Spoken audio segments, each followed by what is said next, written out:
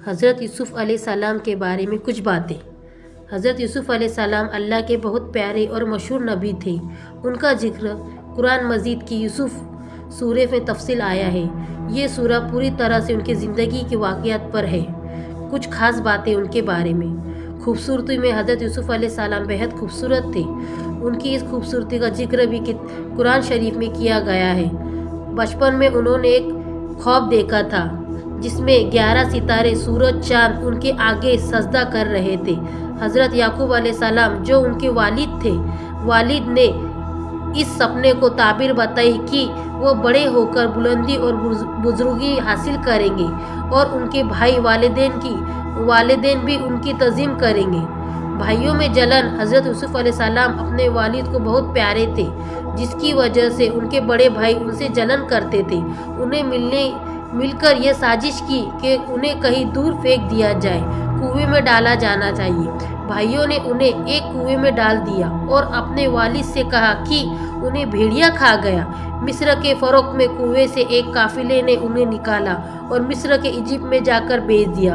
वह एक बड़े से सरकारी अफसर जिनको अजीज कहा जाता था, वे घर में रहे। जुलेखा का फितना। अजीज की पत्नी जुलेखा हज़रत यूसुफ़ अलैहिस्सलाम की खूबसूरती में फिदा हो गई और उन्हें बहकाने कोशिश की। जब वो बचपन में कोशिश कर रहे थे तो दरवाजे पर अजीज आ गया। जुलेखा ने इल्ज़ाम यूसुफ़ अलैहिस्सलाम पर लगा दिया। जेल की हकीकत जाहिर होने के बाद कुछ लोगों ने कहने कि हज़रत यूसुफ़ अलैहिस्सलाम को कुछ वक्त के लिए जेल में जाना पड़ा। ख्वाबों की ताबीर। जेल में उन्होंने 2 कैदियों को सपने की सही ताबीर बताई, जिससे उनके इल्म में शोहरत हुई। बादशाह का एक सपना। मिस्र के बादशाह ने एक अजीब सपना देखा जिसके मतलब कोई नहीं बता सका। जेल के एक पुराने साथी ने यूसुफ़ अलैहिस्सलाम का जिक्र किया। उन्होंने उसके सपने के जिक्र में ताबीर सही बताई। मिस्र के अजीज हज़रत यूसुफ़ अलैहिस्सलाम को बादशाह के सपने में ताबीर बताने के लिए बुलाया गया।